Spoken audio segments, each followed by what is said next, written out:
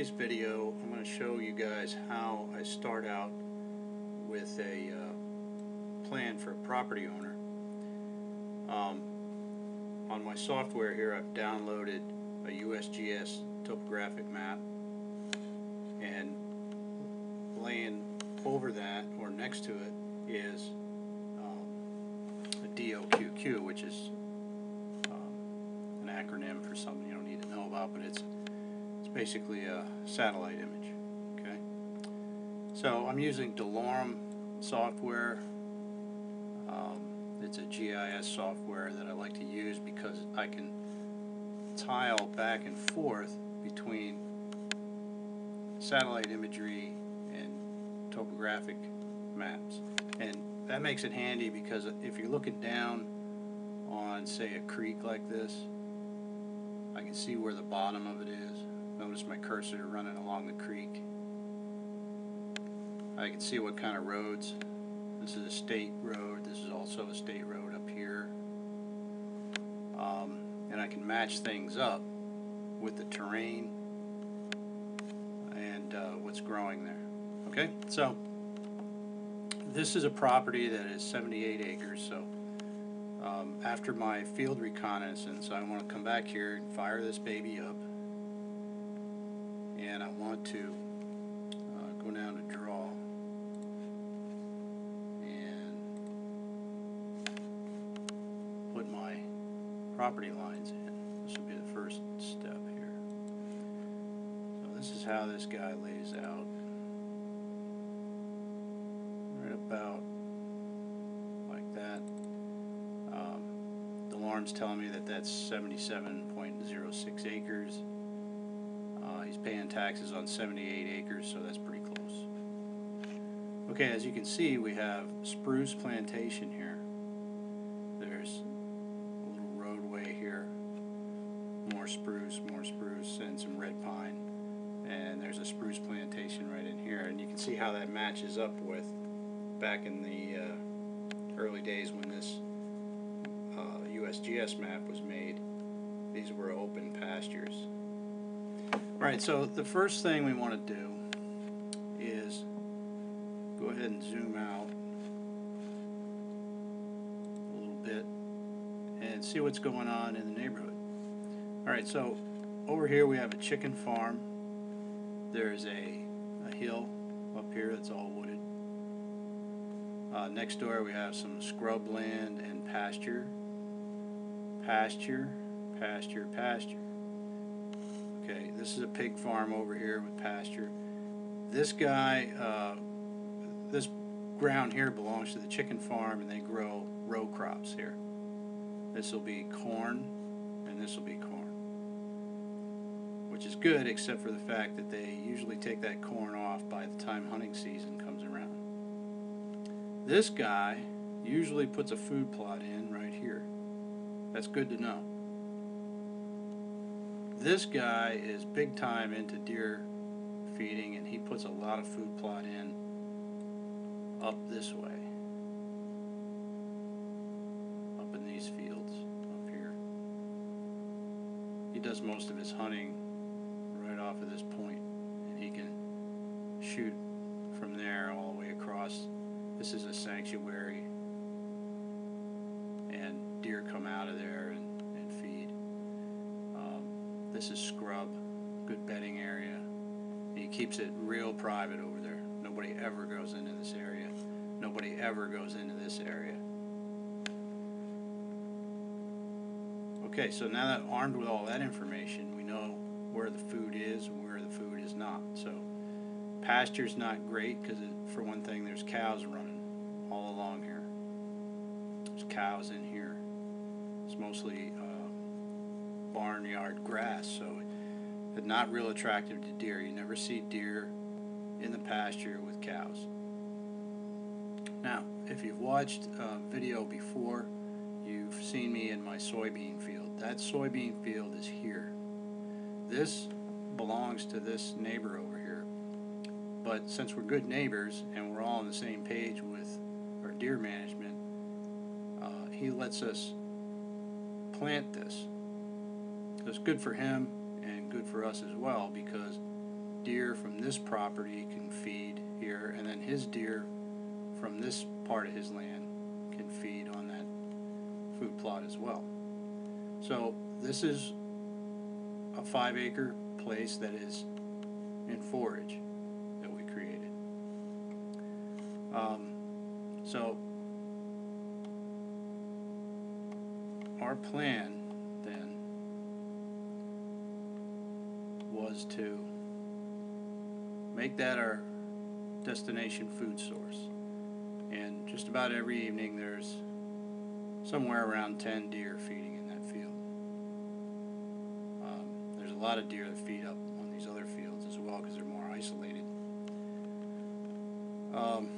We also put in some food plot work in here. Okay, so what we would do then is make that a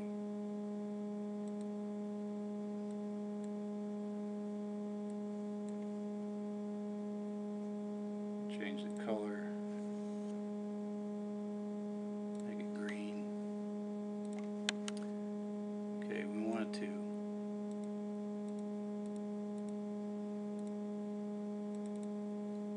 that's a 1-acre food plot, see? We also have food plot in this opening. This is clover. Okay, and that's about a 1/4 acre. We also have a food plot pushed in down below here.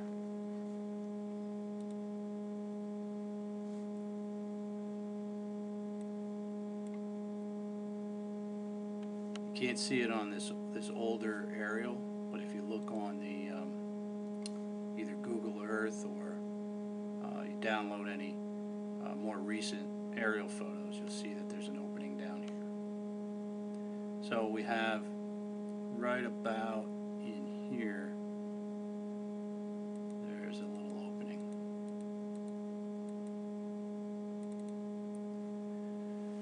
Okay, so clover, clover, clover, soybeans, and clover and cereal grains.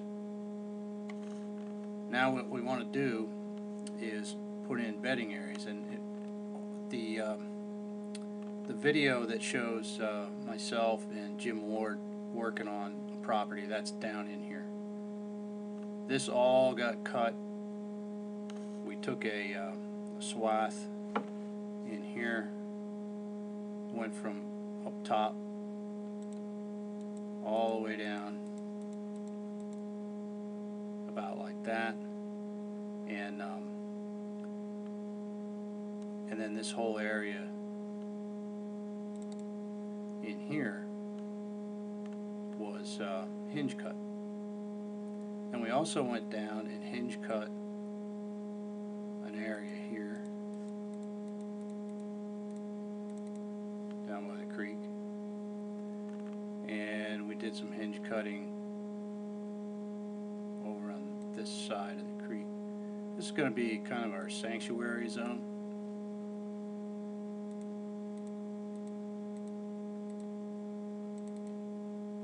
Alright, so that's a 6-acre bedding area, not bad. We got bedding areas here and here.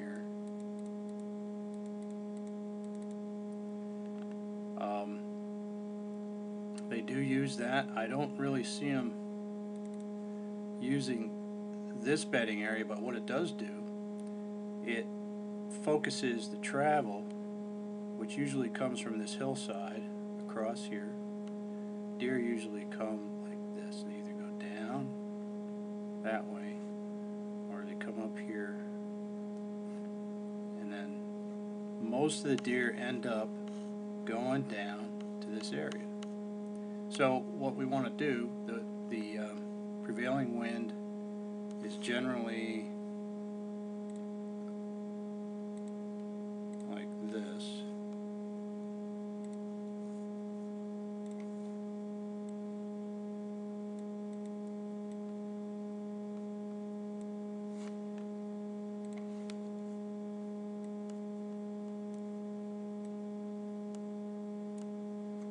Prevailing wind goes up that way. And so therefore the deer can lay along here. Nothing's going to sneak up on it through the open field. It'll see it. And nothing's going to sneak up on it this way, because the wind is usually blowing up this way, up the creek and up over the bank. You can't really see on the topo here, but it's actually got a steep drop off. It goes down to the creek and then a steep rise on the far bank, and then levels off a little bit, even though that's a pretty good hill coming down through here. There's places to bed all along here. There's also places to bed in here, and I love this because there used to be some openings that filled in with grasses and brush, and they lay right in this brush right here. Most of the deer that feed here, they're bedded here during the day. They just come across the creek.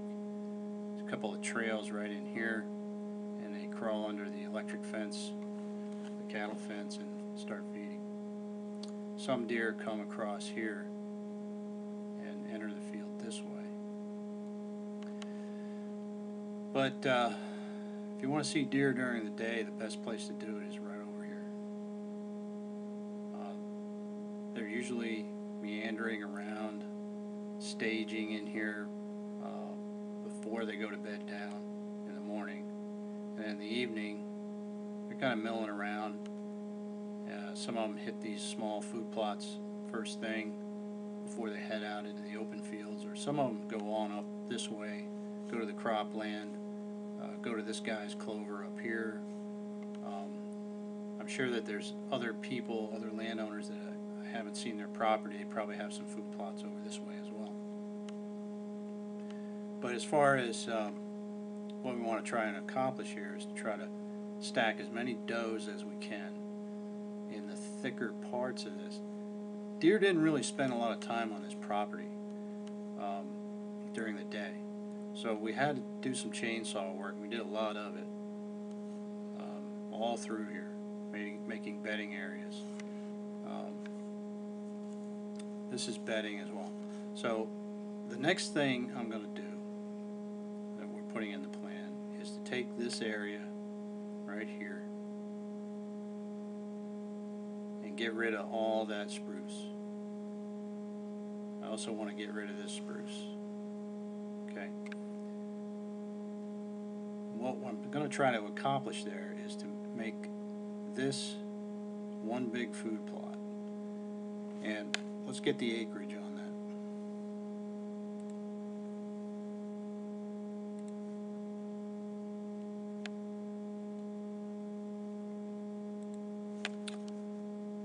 Okay.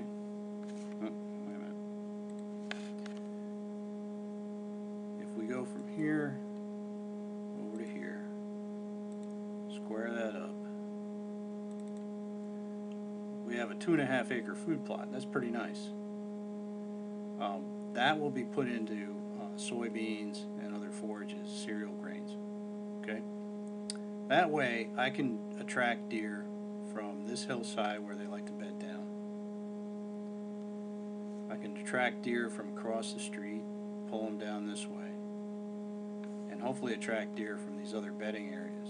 Hopefully we get deer to bed down in here, use this as a sanctuary zone, and then get them to come up this way. What I want to do with this spruce plantation is make it all switchgrass, and then also do some more cutting down in here to thicken that up.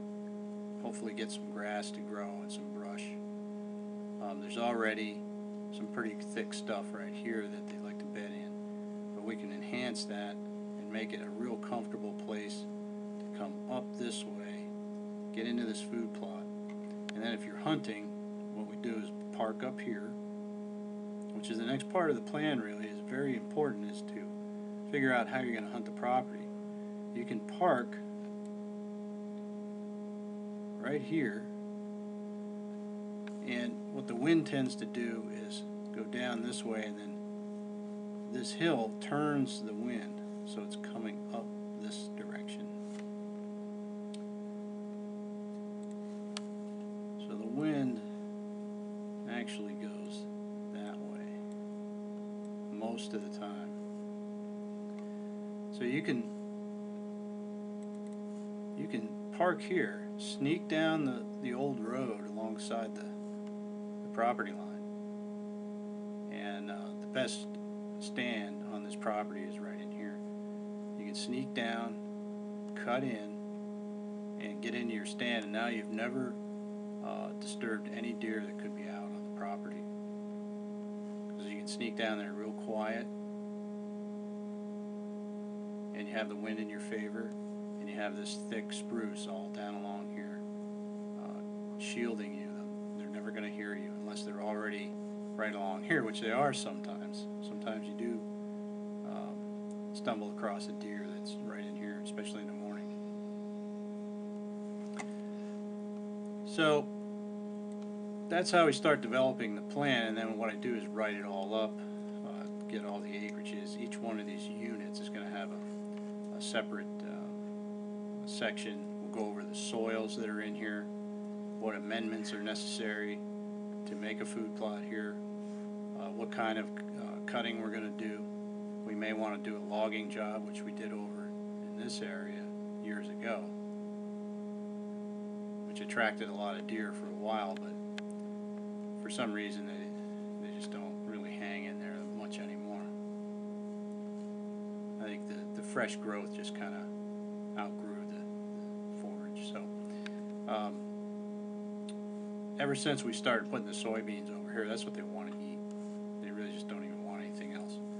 They love the clover then in the fall, early spring, and we put brassicas in there as well, and they're hitting those in the wintertime. Okay, so that's pretty much how we get started on a plan for your property, and then we have to continuously tweak this thing. You know, I can make a real fancy report, give you a nice booklet with maps and soil maps and the plan and a plan for every one of these units, but most of the time that stuff changes on the fly anyway. But it's good to have a map to start with. That's the first step, and it's extremely important. So anyway, that's how I do it, and if you have any questions, please give me a call, and we'll go over your property, and hopefully I'll come and see your land and get you hunting in the right way, and get some good habitat for you and improve your hunting. So call me anytime. Steve Chilcote,